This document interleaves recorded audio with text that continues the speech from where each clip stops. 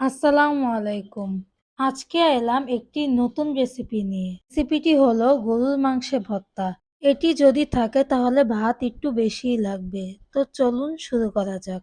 নিয়ে নিব গরুর মাংস, রসুনের কোয়া, পেঁয়াজ, শুকনা মরিচ এবং কাঁচামরিচ। তো চুলায় প্যান বসিয়ে আমি এতে পরিমাণ মতো তেল দিব।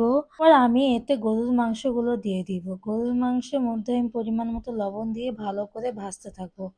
ভাজা ভাজা হয়ে গেলে আমি একে একে বাকি উপকরণগুলো দিয়ে দিব। এভাবে পেঁয়াজ কুচি, রসুন, কাঁচামরিচ, শুকনো মরিচ, রসুনের কোয়াগুলো আমি দিয়ে আবারও ভালো করে ভাজতে শুরু করব। এভাবে আস্তে আস্তে ভাজতে ভাজতে যদি এরকম কালার হয়ে যায় তখন বুঝবেন যে এটি প্রায় রেডি হয়ে গিয়েছে।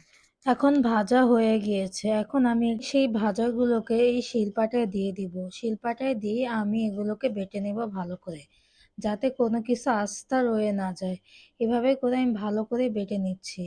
তারপর আমি এগুলোকে গোল গোল করে শেপ করে নিয়েছি। যেহেতু আমরা ৫ জন তাই আমি ৫টি শেপ করে নিচ্ছি। তো তৈরি হয়ে গেল আমাদের গরুর মাংসের ভর্তা। এটি একবার হলেও ট্রাই করে দেখবেন। আল্লাহ হাফেজ।